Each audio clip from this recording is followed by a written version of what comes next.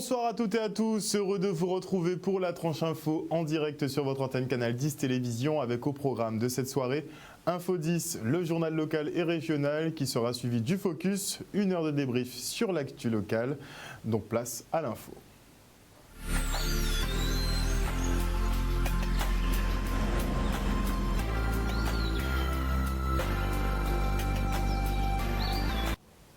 Nous sommes le jeudi 17 septembre 2020 et voici les titres de ce journal. La pression retombe à la clinique des Eaux Claires suite à la suspension du mouvement par les salariés qui entrent en phase d'observation de leur direction sur les points d'accord signés. La préfecture de Saint-Martin a acté la levée des contrôles entre les deux parties de l'île, une victoire pour la population de la Friendly Island qui s'est mobilisée hier. Et enfin, nous parlerons cinéma avec l'avant-première du film Timounaw de Nelson Foy.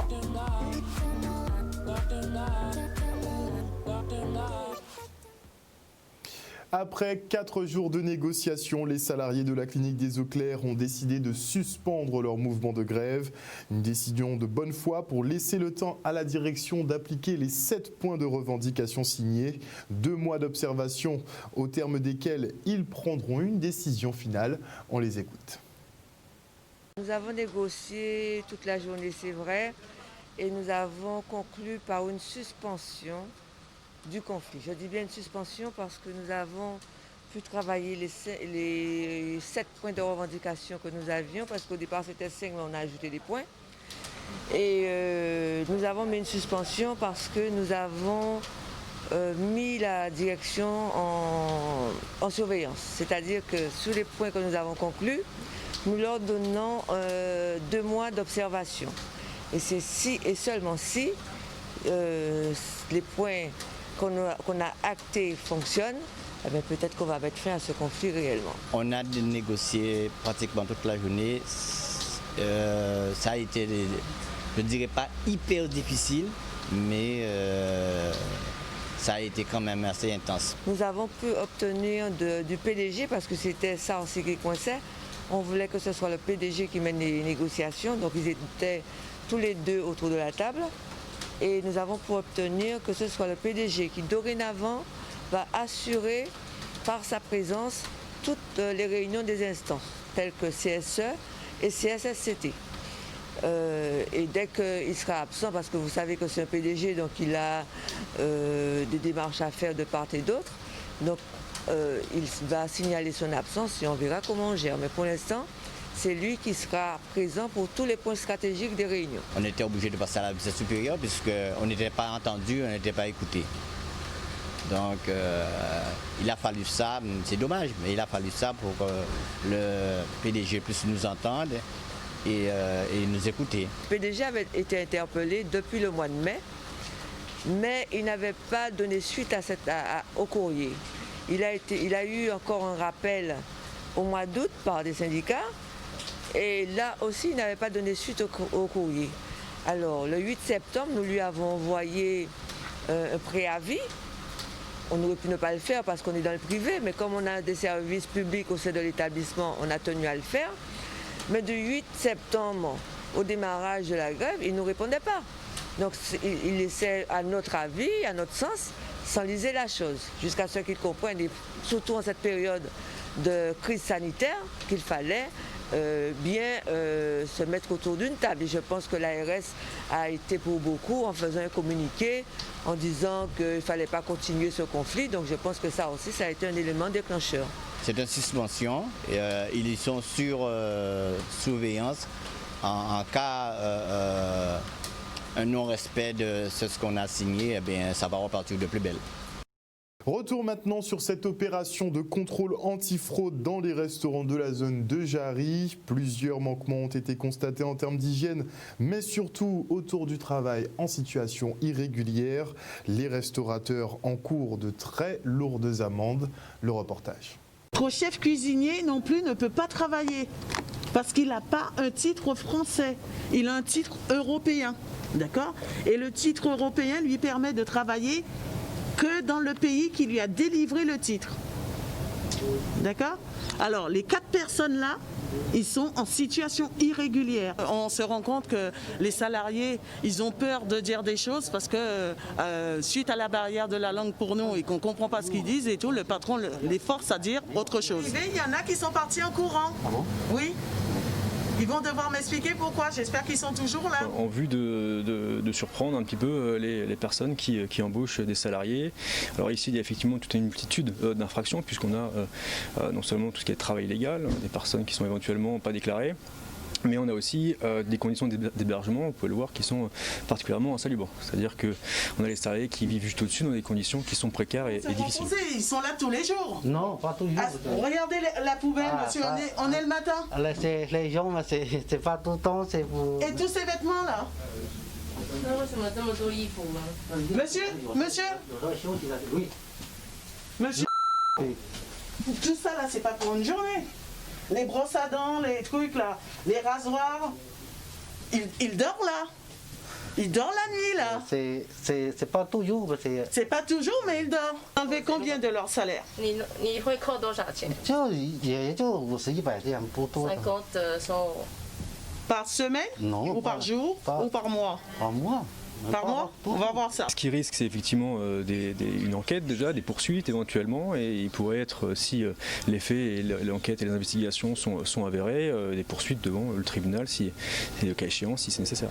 Toutes ces personnes-là, vous allez me chercher, me récupérer leurs pièces d'identité. Vous avez une obligation de les garder, 这没有了， les pièces d'identité de ces personnes. 你有没有他们的身份证？没有。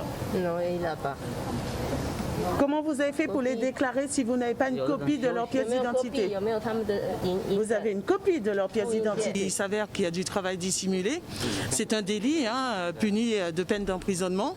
Donc il peut être convoqué au tribunal et avoir une de ses peines et tout, des amendes, aussi la fermeture de son établissement. Donc c'est pour faire de la fumaison, quoi, pour fumer. Pour faire, ok. Mais il n'est pas très très propre et puis Oui, Ça, c'est pas bon. ouais, ça donne bon envie ça. Il a été fabriqué quand? Vous savez pas quand est-ce qu'il a été fabriqué? La Antilla, c'est bon. Il a été fait hier. Donc si vous savez pas quand est-ce qu'il a été fabriqué, on va le jeter. S'il s'avère aussi que l'hygiène est déplorable, là la DAF ou bien la DIECT peut faire fermer directement aujourd'hui. Frigo, vous conservez les produits jusqu'à 6 jours. La réglementation, c'est 3 jours.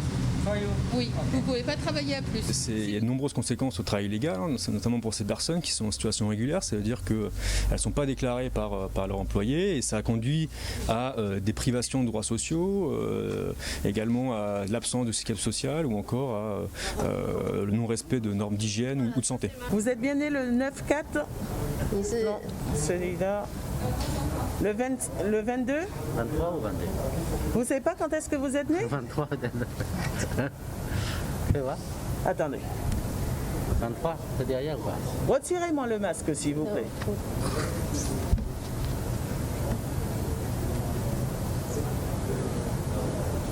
Ouais. Vous êtes né le 27, monsieur. En plus de ça, vous les employez, donc vous avez l'aide au séjour et l'emploi d'étrangers sans titre. Après une journée de blocage, les manifestants anti-fermeture des frontières à Saint-Martin ont obtenu gain de cause. Depuis le confinement, les conditions de passage s'étaient durcies, empêchant certaines familles de se voir pendant 4 mois.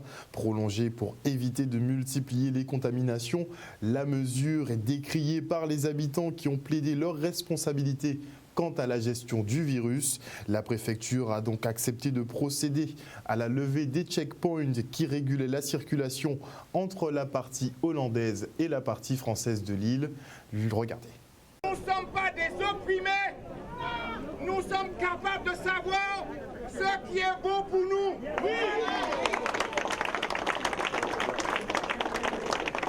Et ce qui est paradoxal, c'est qu'elle prétend faire tout pour nous, sans nous.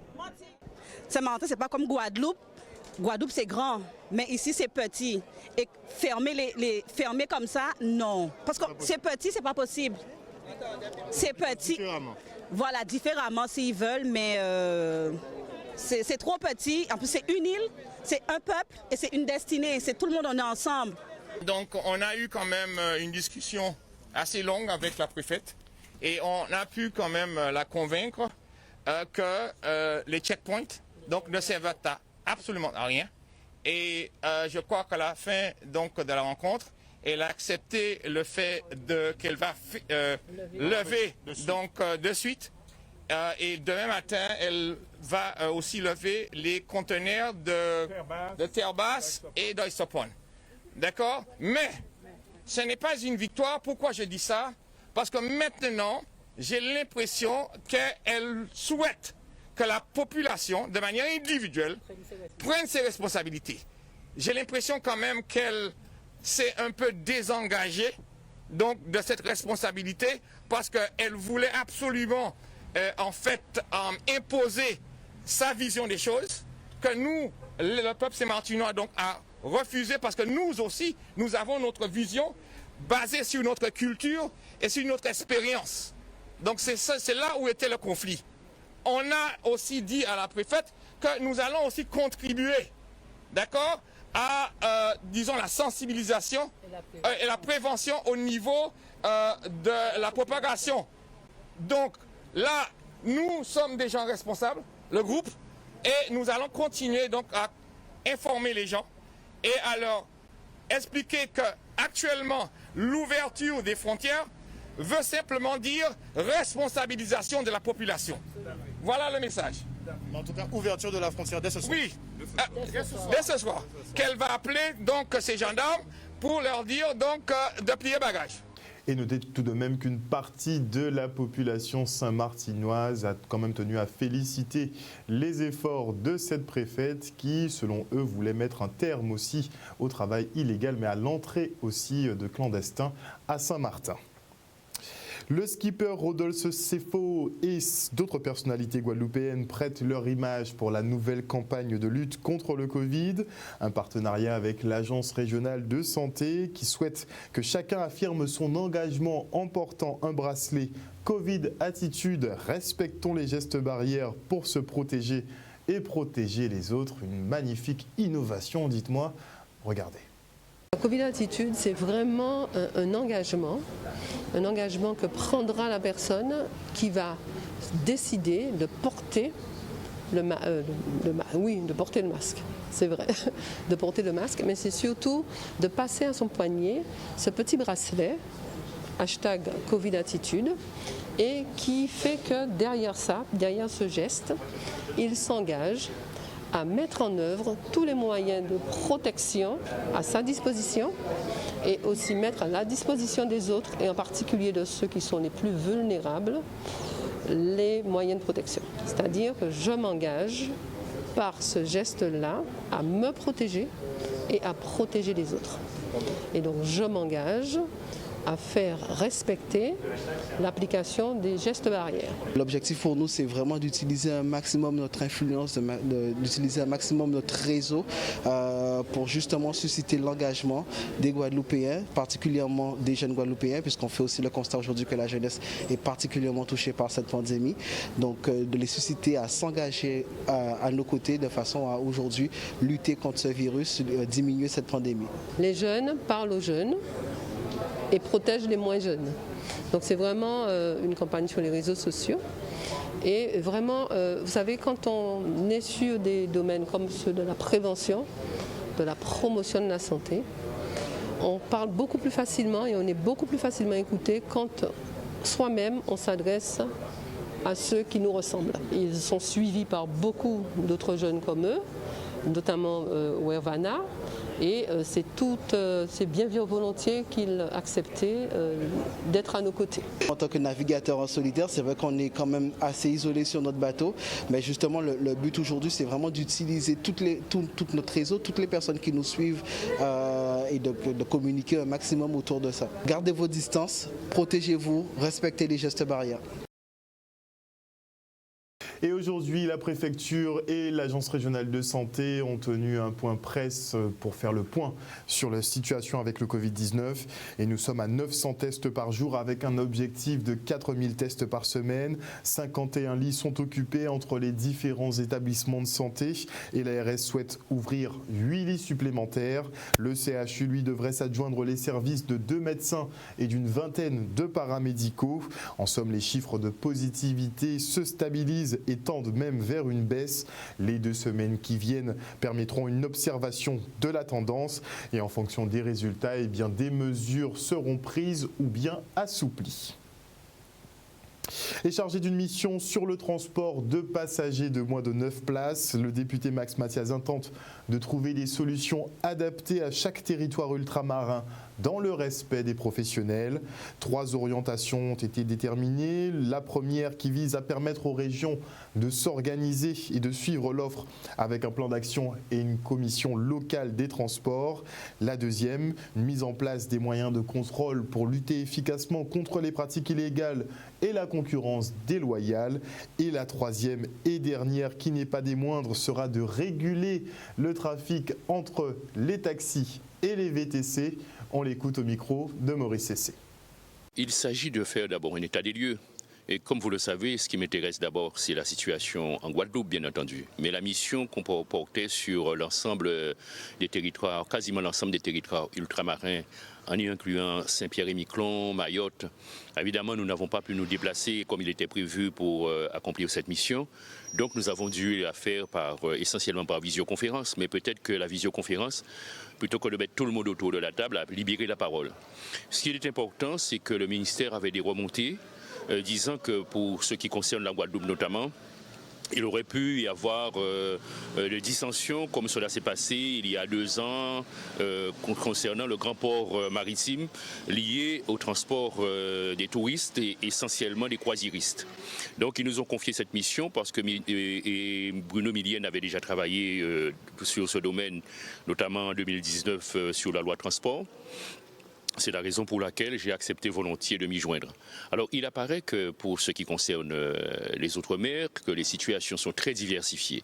Il y a, par exemple, comme à La Réunion, comme par exemple à Mayotte, où à La Réunion, c'est mieux organisé, on va dire. À Mayotte, les gens prennent beaucoup les mototaxis et se débrouillent d'une certaine façon. Donc on ne peut pas penser à la même organisation pour l'ensemble des territoires. Ce n'est pas la même organisation, ce n'est pas la même culture. Mais il est à constater que pour la Guadeloupe notamment, il est important que les acteurs se mettent autour d'une table. Nous avons plusieurs organisations professionnelles, nous avons 6 AOM sur le territoire qui ne sont pas forcément, quand je dis AOM, autorités organisatrices de la mobilité, et qui ne sont pas toutes coordonnées entre elles. Et donc il y a là une véritable nécessité d'organiser. Et donc la première chose que nous préconisons, c'est de mettre en place une commission locale des transports, où les professionnels auront la parole, VTC, taxi, LOTI, tous ceux qui sont intéressés, ou également l'État, la région bien sûr qui est tête de file en matière de transport, il ne faut pas l'oublier, mais également les EPCI pour voir comment on peut mettre en place une meilleure organisation. Ce qu'on entend par transport léger, c'est à la fois les taxis, les VTC, mais aussi les véhicules de maximum 9 personnes. C'est ce que nous appelons transport léger de personnes. Et c'est à ce niveau-là que nous pensons qu'il y a à mettre en place une organisation qui permette de savoir dans quelle direction nous allons, parce qu'il y aura concertation, mais également pour faire appliquer la loi, tout simplement, et donc mettre en place les contrôles qu'il faut, puisque quelquefois les choses vont à volo, c'est une certaine anarchie, et chacun tire la couverture à soi, il faut aussi ces contrôles. On enchaîne avec la signature de conventions entre le Pôle emploi et la ville de Trois-Rivières. Trois-Rivières, il y a 1240 demandeurs d'emploi en catégorie A, B, C. Et effectivement, sur ces 1240 demandeurs d'emploi, on a une majorité de femmes à hauteur de 58% et 50% ont ont un niveau d'études inférieur au bac. Nous souhaitons agir pour une population, nous souhaitons agir aussi pour une jeunesse. Et donc ce partenariat avec le Pôle emploi dénote notre volonté de pouvoir encore et encore trouver des solutions avec un partenaire incontournable qui est le Pôle emploi. Donc c'est-à-dire mettre à la disposition de cette structure voilà, des moyens pour accueillir cette population de Trois-Rivières en quête d'emploi, leur permettre de pouvoir être au plus proche de leur domicile sans pour autant avoir à se déplacer sur Capesterre ou dans d'autres communes. Voilà. On souhaite vraiment accentuer la formation. Donc la formation en nombre, ça peut être également des prestations qui peuvent leur permettre de retrouver un emploi ou de reprendre une activité. Donc, va se tenir très bientôt, donc à partir du 28 septembre, la semaine de la création d'entreprises. Et à ce titre, nous allons recevoir des entreprises, bon, même si le Covid ne nous a pas forcément aidés. Donc nous ferons des séminaires à distance pour pouvoir permettre aux entreprises du secteur de se faire connaître, et nous accompagnons via notre équipe de conseillers à dominante entreprise, nous accompagnons justement ces jeunes pour qu'ils puissent retrouver un emploi. Et on prend maintenant place au Cinestar des Abîmes pour l'avant-première d'un film qui était très attendu, une production locale. Il s'agit de Timounard, d'un nouveau réalisateur, Nelson Foy, qui a visiblement énormément de talent. Regardez. C'est venu d'une image en fait simple. J'avais l'image d'un entre guillemets un mauvais garçon qui se baladait avec un couffin, un bébé dans le ghetto. Et parce que c'est une image que j'ai souvent eue. Moi j'ai grandi à Bondy, j'habite à Bergevin aujourd'hui. Tous les jours j'en vois en fait des gars qui ont des allures entre guillemets de mauvais garçons, qui peuvent être vus comme des délinquants, mais finalement qui s'occupent de leur bébé, qui vont dans des parcs et tout ça. Et du coup l'idée elle est venue de là tout simplement. C'est jamais simple en fait de faire un film, mais moi j'ai répondu à un appel à projet de Canal+ et la région Guadeloupe sur un scénario. Du coup sur le scénario de Timounard, je l'ai envoyé. J'ai été lauréat et puis ensuite voilà on a produit le film. Après c'est des cheminements qui sont toujours un petit peu longs, mais bon, il ne faut pas lâcher, il faut s'accrocher. Je pense qu'on ne peut pas encore parler de cinéma antillais parce qu'on n'a pas encore assez de films cultes, de choses qui ont marqué les Antilles. On parle toujours des mêmes films, ils remontent maintenant, ils datent. Si on parle de Rue Cazeneuve, c'est 1984. Donc je pense qu'on ne peut pas vraiment parler de cinéma antillais encore, mais on pourra certainement un jour. Mais il faut que vraiment qu'on travaille là-dessus, avec l'aide aussi forcément de ceux qui sont en place, de la région, de Canal+, c'est ce qu'ils font, là je trouve ça pas mal. Et il faut qu'on se forme et qu'on n'ait pas peur d'aller ailleurs aussi. Parce que nos histoires finalement, les histoires qu'on va raconter en Guadeloupe, le but c'est, même si ça se passe en Guadeloupe, comme Timounard par exemple, ça reste des histoires qui sont universelles et qui parlent au monde entier. Parce que c'est des histoires de paternité, c'est des histoires de difficultés, de gens qui vivent dans le ghetto, et ça tout le monde le connaît dans le monde entier, que ce soit en Afrique, en Amérique, partout, en Asie. Donc voilà, le but c'est de raconter des histoires qui soient locales mais qui soient universelles aussi. D'abord j'ai rencontré l'auteur qui est un très bon auteur, qui avait déjà écrit plusieurs choses, et quand il m'a montré le scénario, j'ai vu qu'il y avait un gros potentiel. Et dans les périodes où on lisait, on travaillait là-dessus, il y a eu un appel à projet de Canal+ et de la région. Du coup, on a posé le dossier comme on devait le faire, et en fait, on a été lauréat de cet appel à projet. Du coup, il y a eu 5 projets, 3 fictions et 2 documentaires. Du coup, on est parmi ceux-là, et en fait, c'est la première promotion de cet appel à projet de la région et Canal+. Bien, écoutez, depuis notre arrivée en 2015, nous avons pris conscience qu'il y a une véritable industrie du cinéma, qu'il y a ici en Guadeloupe des porteurs de projets qui ont des projets qui sont très intéressants, et c'est pour cela que nous avons abondé et fait en sorte que le cinéma soit une priorité pour nous. Aujourd'hui, nous avons 3 fonds pour financer la production cinématographique en Guadeloupe. Un fonds CNC État-région, un fonds régional, et aussi aujourd'hui, comme vous le voyez, un fonds Canal+, région Guadeloupe. Et maintenant, je reçois Bettina Viralde du syndicat d'initiative de la ville du Moule qui organise demain un hommage à Patrick Saint-Éloi. Bonsoir Madame Viralde. Bonsoir Harold. Alors dites-nous en quoi va consister cet hommage, parce qu'on sait qu'il y a un lien très particulier entre PSE et la ville du Moule. Alors cet hommage va consister à lui faire dans un premier temps une commémoration catholique avec une messe à partir de 10h. Et après cette messe à 11h30, la découverte de la nouvelle stèle qu'on a rénovée pour PSE. Donc le but, c'est vraiment qu'il ne doit pas tomber dans l'oubli? Voilà, justement, c'est vraiment le but, que nous l'honorions comme il doit l'être, parce que nous pensons, nous, au Moule, que c'est un homme qui est le Johnny Hallyday de la Guadeloupe. Clairement. Et qui a beaucoup aimé et aidé son peuple Guadeloupe.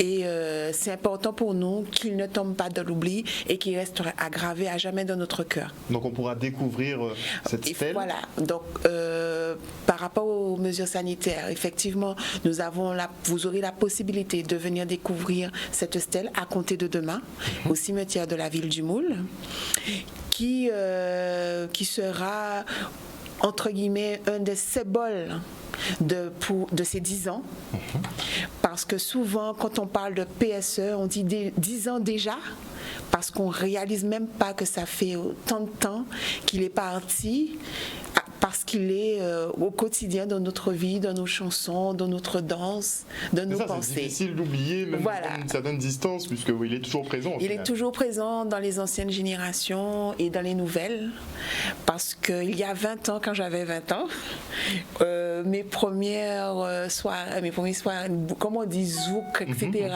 c'était au rythme de PSE.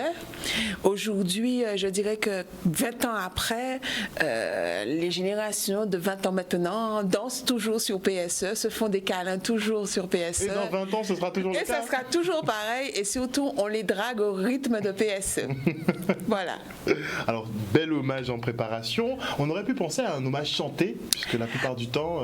Alors, effectivement, la première idée aurait été de faire un super concert, mais par rapport aux problèmes sanitaires, nous nous sommes orientés vers un concert acoustique préenregistré avec les artistes guadeloupéens, mouliens, qui se sont prêtés au jeu de chanter pour la Guadeloupe du PSE de manière acoustique. Très bien. Voilà. Découverte de la stèle sur fond de PSE. Voilà, effectivement. Avec le sourire et surtout avec cette gaieté dans notre cœur, surtout dans la pensée, parce que c'est comme cela que je pense qu'il voudrait que le Guadeloupéen pense à lui en souriant et en disant voilà, une étoile brille dans le ciel. Voilà. Rendez-vous demain à quelle heure? Rendez-vous demain à 10h pour la messe, 11h30 pour la découverte de cette nouvelle stèle, et à 20h sur Canal 10 pour le passage du concert acoustique avec les artistes de Guadeloupéens qui chantent PSE. Merci beaucoup Madame Viralde pour l'organisation justement de cet hommage à ce grand homme, effectivement, qui ne doit absolument pas et qui ne tombera pas dans l'oubli. Je vous remercie de m'avoir reçu. Voilà, chers téléspectateurs, nous sommes arrivés au terme de ce journal, mais avant de vous quitter, on va mettre un terme à une petite rumeur qui est en train de circuler en ce moment, puisque sur les réseaux, il y a un message qui tourne actuellement et qui stipulerait que, effectivement, la directrice de l'ARS, Valérie Denux, aurait contracté le Covid-19 et aurait été transférée en Hexagone pour des soins. Eh bien, on vient d'avoir le service de communication de l'Agence régionale de santé qui s'inscrit en faux total sur cette information. Donc voilà, chers téléspectateurs, le journal est arrivé à son terme. Merci pour votre fidélité. N'oubliez pas que sur Canal 10 Télévision, vous faites l'information que nous diffusons. Le journal local revient demain à 18h30. Passez une bonne soirée sur Canal 10 Télévision. Bisous, bisous, joyeux anniversaire, chouchou.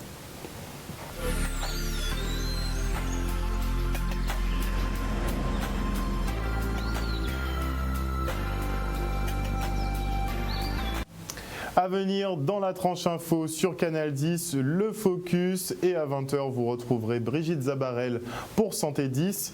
On poursuit après la pub.